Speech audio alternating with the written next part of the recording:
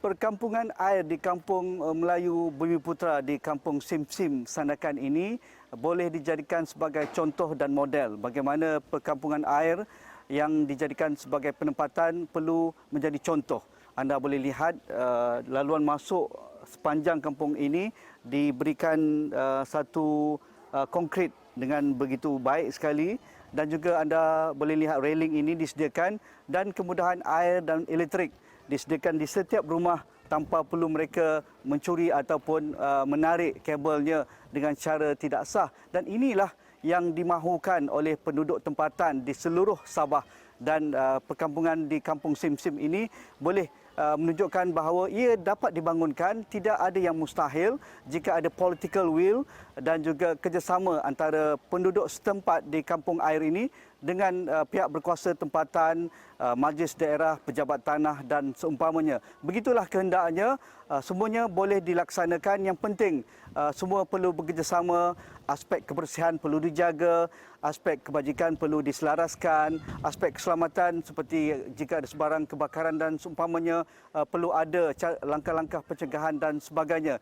Kita ikuti sedikit temu bual saya dengan penduduk di sini, bagaimana mereka melihat kehidupan di sini dan apa yang mereka mahukan dalam Pilihan Raya Negeri Sabah kali ini.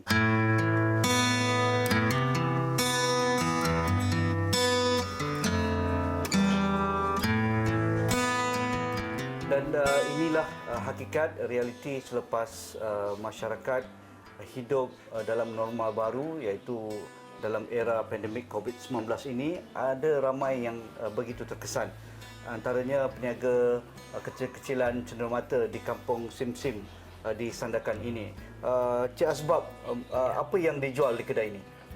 Yang dijual di sini kebanyakan kerap tangan. Kita ambil daripada Kota Kinabalu. Selepas itu kita akan bawa pergi sini, kita akan jual sama orang tempatan ke, ataupun sama pelancong.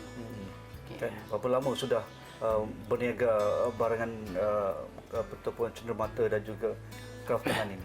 Di sini saya sudah menjual ni sudah 8 tahun lebih. Selepas itu kita akan jual, kita buat cawangan lagi satu di bandar di pasar umum. Oh, okey. Ya. Ada beza tak ketika sebelum COVID dan selepas COVID sekarang? Ya, perbezaan itu memang ada. Perbezaan dulu, kalau dulu banyak pelancong daripada luar negara dan juga daripada Semenanjung ramai. Ya. Ya, tapi semasa yang PKP ini, PKP ini memang terkesan lah. Ya. Terkesan sangat. Hampir tiada langsung. Hampir langsung tiada. Ya, kalau dahulu sebelum PKP ya, purata satu hari pendapatan berapa boleh dapat ketika itu? Kalau satu hari pun paling pun sikit pun 500 satu hari sampai beribu lah satu hari. Kalau hujung minggu cuti panjang lebih banyak. Kalau macam ujung minggu lagi, kalau ada macam perayaan punya, memang ramai lah. Ya.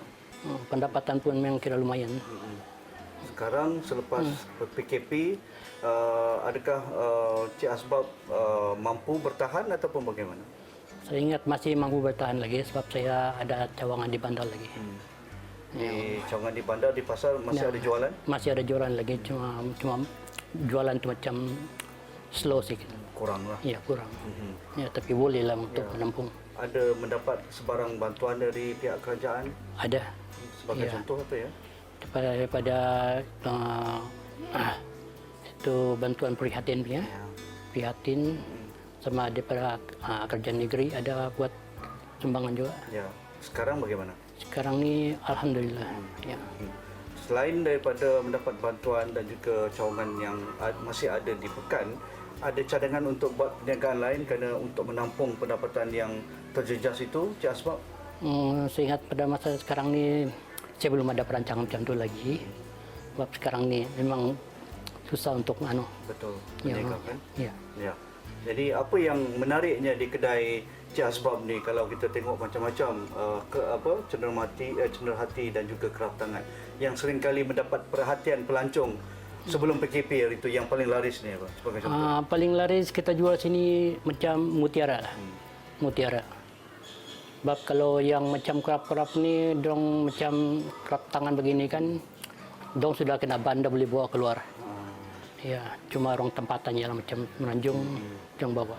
Jadi kalau macam mutiara ni, dong boleh bawa, dong boleh pakai Senang. senang. Iya. Ya.